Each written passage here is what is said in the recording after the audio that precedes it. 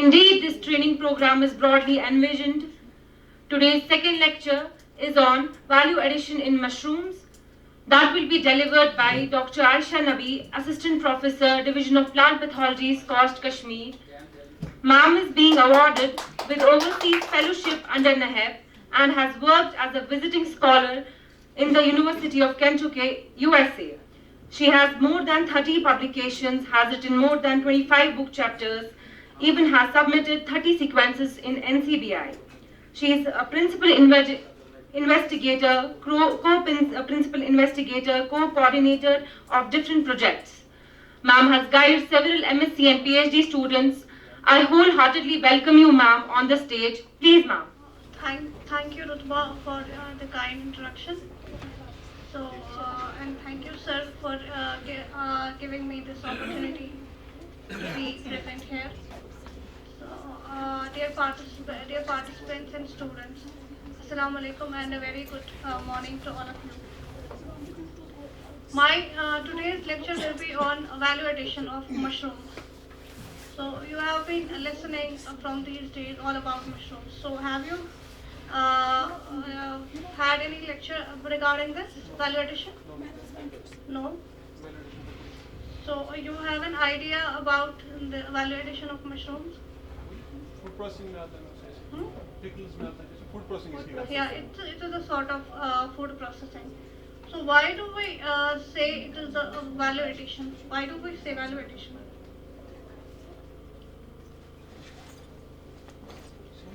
Okay, yeah. Profits बढ़ सकते हैं इसकी cost. Exactly. We add value to this food. For example, the mushroom is a food. It is a commodity. Sort of we grow it. It has some value. So whatever we do to increase its value, to increase its price, or to increase if we do any sort of changes or any sort of processing, so that its value gets increased or it becomes more remunerative. We get more prices. We get more profit.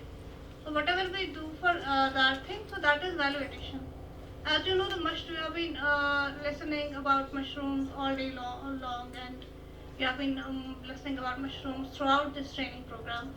So there are certain mushrooms that we consider as edible mushrooms, and then there are medicinal mushrooms. So value addition is for edible mushrooms that we eat. Other we use for medicinal purposes, like shiitake mushroom, right? So the four mushrooms that we use for edible purposes is, first of all, it is button mushroom. So it is the most commonly used mushroom for edible purposes. And then the oyster mushrooms that you were listening from Dr. Vikas.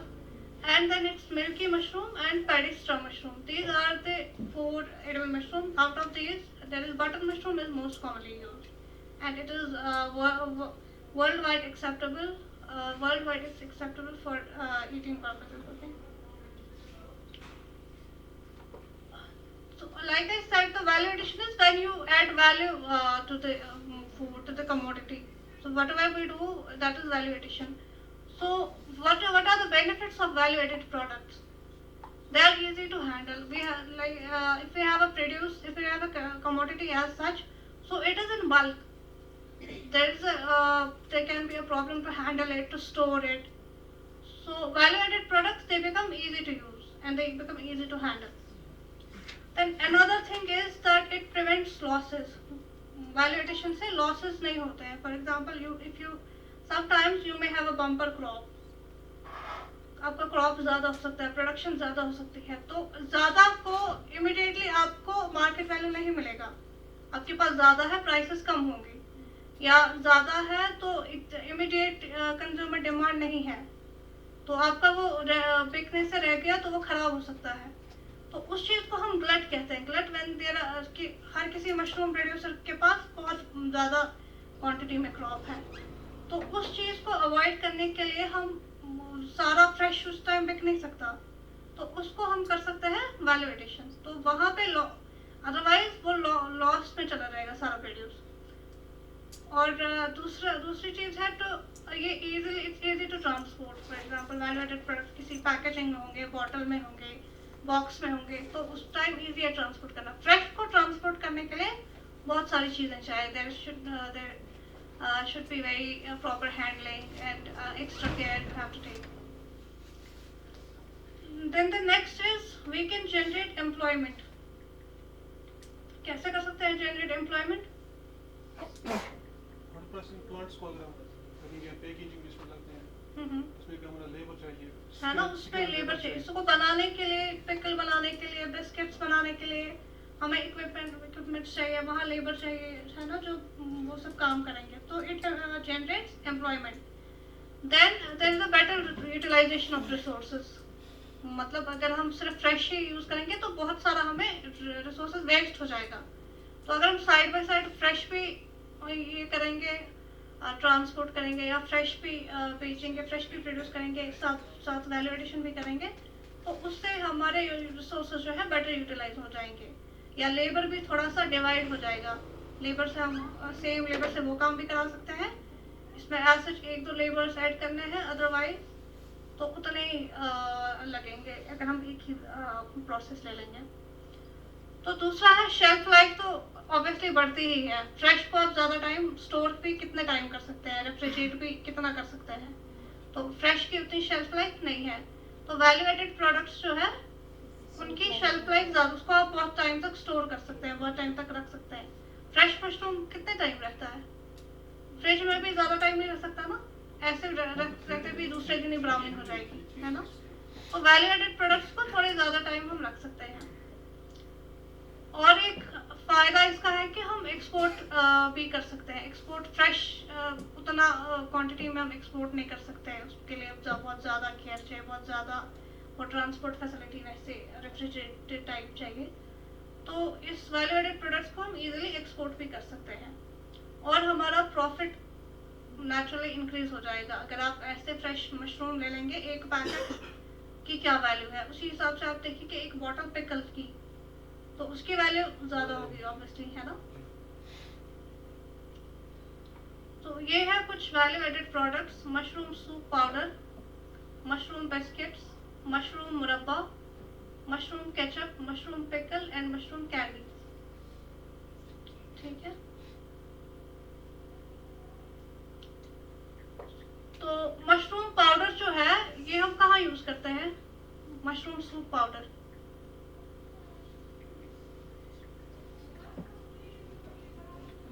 Soups available होते हैं ना different restaurants में. Chicken soup है और कोई soup है. तो mushroom soup, जो सूप्स हम यूज करते हैं वो बिफोर मेन कोर्स हम यूज करते हैं एज एपेटाइजर, कोई भी तरह का सूप. तो मशरूम से भी सूप बनते हैं. तो इसमें कैसे सूप बनता है? इसका मशरूम का हम पाउडर बना देते हैं. उसके लिए डिफरेंट चीज़ें चाहिए, इसमें मिक्स कर देते हैं, तो उससे मशरूम सूप पाउडर बनता है. पहले हम क्या करते हैं, ये चीज़ें जो है इंग्रेडिएंट्स आपको दिख रहा होगा स्लाइड पे. इसमें हम एक तो मशरूम पाउडर कैसे बनाएंगे? मशरूम, कोई भी मशरूम, चाहे पैडी स्ट्रॉ मशरूम हो, चाहे टिंगरी मशरूम हो या बटन मशरूम हो, उसको स्लाइस करके हम उसको ड्राई कर देंगे. तो फिर ये जो सारे इंग्रेडिएंट्स हैं, they add flavour to the mushroom. ठीक है. जैसे मिल्क पाउडर है, कॉर्नफ्लोर क्या करेगा, वो जब सूप आप पीते हैं ना, तो वो एक विस्कस होता है, जिलेटिनाइज. तो कॉर्नफ्लावर जो है वो उसको जिलेटिनाइज करेगा. तभी हम कॉर्नफ्लावर भी इस पाउडर में मिक्स करते हैं, ताकि जब हम उसको पानी में डालेंगे वो विस्कस, वो जिलेटिनाइज उसका वो बनेगा सूप. और बाकी चीज़ें जो ये है, पेपर, क्यूमिन, शुगर, ये सब इसमें फ्लेवर ऐड करने के लिए है सूप में. तो हम क्या करते हैं, इसमें पहले ही हम ड्राई मशरूम लेंगे, मशरूम को ड्राई करेंगे, जो हमें फ्रेश मशरूम है उसको ड्राई करेंगे. उसके बाद उसको स्लाइसेस बनाएंगे. उसके बाद ग्राइंड करके उसको पाउडर बनाएंगे. उस पाउडर में हम रिफाइंड ऑयल में कॉर्नफ्लावर ऐड कर देंगे. कॉर्नफ्लावर मैंने बताया जिलेटिनाइजेशन के लिए, जब हम बाद में इसको सूप बनाएंगे उसके लिए. उसके बाद बाकी इंग्रेडिएंट्स ऐड करेंगे, स्पाइसेस जो मैंने अभी दिखाई, उसको फ्लेवर ऐड करने के लिए. तो फाइनली ये बनता है उससे मशरूम सूप पाउडर, जिसको हम कभी भी उसको हम स्टोर करके, वो तो रहेगा ना काफ़ी टाइम क्योंकि ड्राई पाउडर है, उसको स्टोर करके कभी भी जब भी हमें सूप बनाना हो तो उसमें कुछ पार्ट यूज करके सूप बना सकते हैं. इसी तरह से मशरूम बिस्किट्स, तो तो जैसे नॉर्मल बिस्किट्स बनाते हैं उसी तरह से मशरूम बिस्किट्स भी बनाते हैं। तो इसमें ये इंग्रेडिएंट्स है, मैदा जो है ना, मैदा यूज करना है, बिस्किट में मैदा यूज होता है हमेशा। तो खाली मशरूम का बिस्किट नहीं बनेगा ना, उसमें ये चीजें ऐड करनी है, क्योंकि उसको आपको वो डफ बनाना है, उसके बाद वो उसकी स्लाइसेस बनाएंगे। खाली मशरूम के नहीं बन सकता ना, वो टूट जाएगा। तो मैदा और जो ये सारी चीजें हैं, मशरूम पाउडर तो है ही, क्योंकि मशरूम का बिस्किट हम बनाते हैं, कोकोनट पाउडर, बेकिंग पाउडर जिससे वो बिस्किट बनेगा, अमोनियम बाइकार्बोनेट जो वो बिस्किट को क्रंची बनाएगा, अमोनियम बाइकार्बोनेट, मिल्क पाउडर जो टेस्ट ऐड करेगा, शुगर, घी स्मूथनेस ऐड करेगा उसको। तो ये सारी चीजें इसमें मिक्स करनी है। तो कितनी कितनी मिक्स करनी है ये इस टेबल में दिया गया है। जैसे फॉर एग्जांपल आपके पास 100 ग्राम अगर होगा पूरा ये, तो उसमें से आपको 40 ग्राम मैदा ही चाहिए, ठीक है, और मशरूम पाउडर उसमें 15 ही ग्राम चाहिए। तो इस तरह से बनेगा इसका बिस्किट। तो इसमें भी वही चीजें हैं, जैसे हम मैदे को डफ बनाते हैं, उसको पानी ऐड करते हैं ना कोई रोटी वोटी बनाने के लिए, इसी तरह से उसमें भी डफ नीडर से उसको डफ बनाना है। उसके बाद 10 to 15 मिनट्स रखेंगे, वेट क्लॉथ उसके ऊपर रखेंगे, उसके बाद थिन शीट्स उसकी काटेंगे। तो आप फिर उसको बिस्किट्स काट सकते हो, चाहे ट्रायंगुलर या सर्कुलर वो काट सकते हो। उसके बाद हम उसको एक ट्रे में रख के ओवन में डालेंगे और एट 212 डिग्री सेंटीग्रेड बेकिंग के लिए फॉर 10-15 मिनट्स। उसके बाद वहां से निकाल के हम उसको पैक कर सकते हैं। अब एक और वैल्यू एडेड प्रोडक्ट है मशरूम मुरब्बा। मुरब्बा किस चीज का बनता है आपको पता होगा?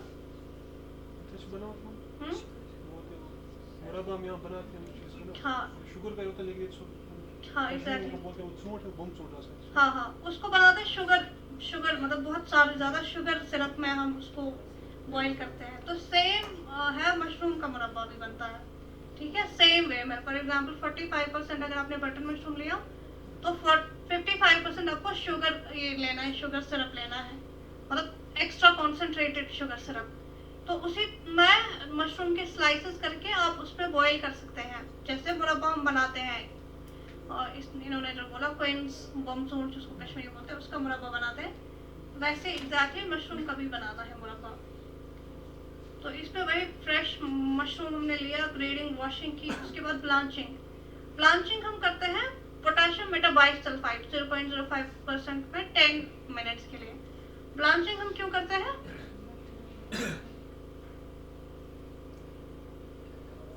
ब्लांचिंग हम करते हैं जैसे फॉर एग्जांपल आप कोई फ्रूट काटोगे ना या मशरूम ही काटोगे, थोड़ी देर रख के वो क्या हो जाएगा, वो ब्राउन हो जाएगा। या फ्रूट एप्पल भी आप रखोगे तो वो ब्राउन हो जाएगा। तो वो किस वजह से होता है? वो एंजाइम्स की वजह से होता है, पॉलीफिनोल ऑक्सीडेज। तो ब्लांचिंग जब हम ये करते हैं 0.05% पोटेशियम मेटाबाइसल्फाइड यूज करते हैं, तो वो क्या करता है, वो उस एंजाइम की एक्टिविटी को रोकता है, पॉलीफिनोल ऑक्सीडेज, जिससे वो ब्राउनिंग हो जाती है। चाहे फ्रूट में या मशरूम की भी बात करेंगे, इसमें भी ब्राउनिंग हो जाती है। तो इनको कट वॉश करके पहले हम ब्लांचिंग करेंगे 0.05% पोटेशियम मेटाबाइसल्फाइड में। तो इसका वो पॉलीफिनोल ऑक्सीडेज जो है एंजाइम, उसकी एक्टिविटी सीज हो जाएगी।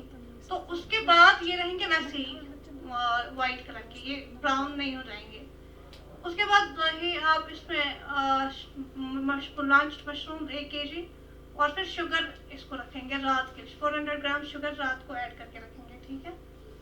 उसके बाद अनदर शुगर 400 ग्राम ऐड करेंगे। तो उसके बाद मशरूम उसमें उसको बॉईल करेंगे, मशरूम सिरप मुरब्बा बनाने के लिए मशरूम सिरप में बॉईल करेंगे। उसके बाद आप 0.1% साइट्रिक एसिड भी ऐड करेंगे। साइट्रिक एसिड इसकी एसिडिटी बढ़ाने के लिए ऐड करते हैं। साइट्रिक एसिड जो होता है वो एक सॉर्ट ऑफ प्रिजर्वेटिव होता है। Sugar itself is a preservative. Sugar भी जो है ना वो वाटर जो है उसको बाइंड करता है, जो इसमें होगा ना एक्स्ट्रा वाटर मशरूम में, क्योंकि खराब चीजें किस वजह से होती है? वाटर कंटेंट की वजह से। मशरूम में भी वाटर कंटेंट है, वो खराब हो जाती है। तो शुगर जो है ये वाटर मॉलिक्यूल्स को बाइंड करता है। तो इस तरह से ये जो भी हम इसमें रखते हैं चीजें उसको बचाता है। तो इसमें शुगर भी एज प्रिजर्वेटिव है और साइट्रिक एसिड भी एज प्रिजर्वेटिव है। उसके बाद हम इसी सिरप में मशरूम को ऐड करेंगे, कुक करेंगे 5 मिनट्स, उसके बाद कूल करेंगे, जार्स में भर देंगे, तो ये आपका मुरब्बा बन जाता है। उसके बाद आप इसको स्टोर कर सकते हैं एज सच और अंडर रेफ्रिजरेटेड कंडीशन। इसी तरह से मशरूम केचप है। मशरूम केचप भी इट इज वेरी सिंपल। इसको हम पूरा बॉईल कर सकते हैं मशरूम को, उसके बाद इसको कुक करना है। कुक करने के बाद सीधा मिक्सर ग्राइंडर में इसको मिक्स करना है, एक पेस्ट जैसा बन जाता है। उसमें आप डिफरेंट स्पाइसेस फ्लेवर के लिए ऐड कर सकते हैं। ये इसका फ्लो शीट जो है, तो ये ज़्यादा ही सिंपल है। केचप बिल्कुल इजी है क्योंकि कुक करना है, उसके बाद उसको मिक्सर ग्राइंडर में पेस्ट बनाना है।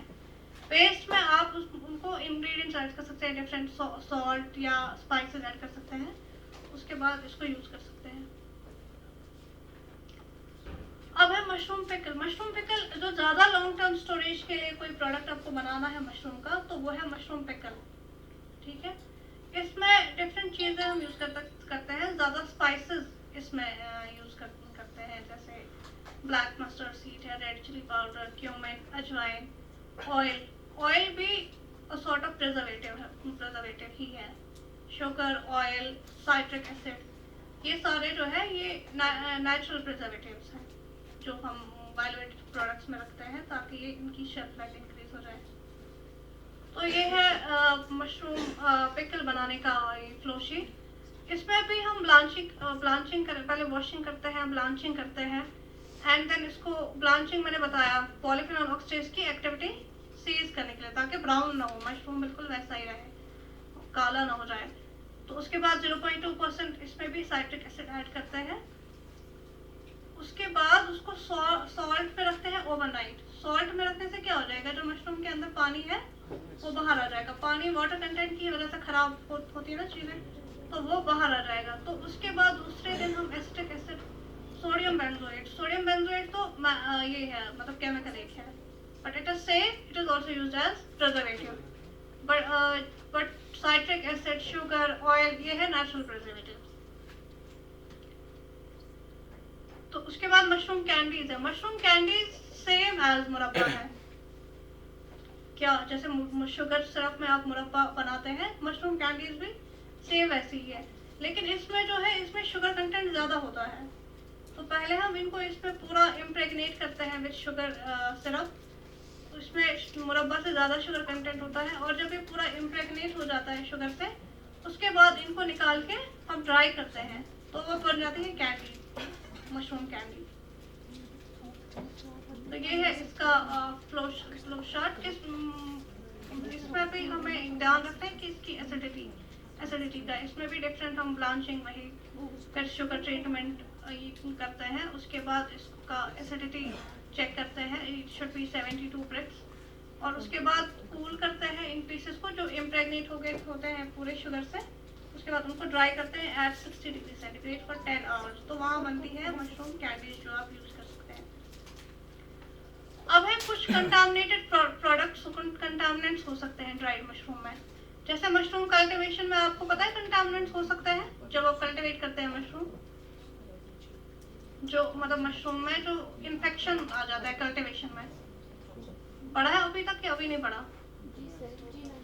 जैसे हम मशरूम कल्टीवेशन भी करते हैं ना, वहाँ मोल्ड इन्फेक्शन आ जाता है, और फंजे का, मशरूम एक फंगस ही है, तो बाकी फंजे का मोल्ड ग्रोथ है ना, जो जैसे ब्रेड रखते हैं हम घर पे तो उसमें मोल्ड आ जाता है, उसी तरह से मशरूम में भी आ जाता है।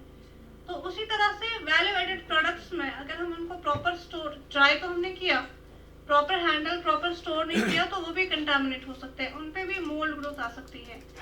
तो उसमें कॉमन जो माइक्रो ऑर्गेनिज्म ग्रो कर सकते हैं अगर हमने ड्राइड मशरूम्स को प्रॉपरली स्टोर नहीं किया। तो वहाँ जो है Aspergillus flavus, Aspergillus tamarii, Fusarium species, Penicillium, जो ग्रीन कलर का आता है ना वहाँ मशरूम के ऊपर, तो वो ग्रोथ हो सकती है मशरूम ड्राइड प्रोडक्ट्स में, तो ये कंटामिनेंट हो सकते हैं।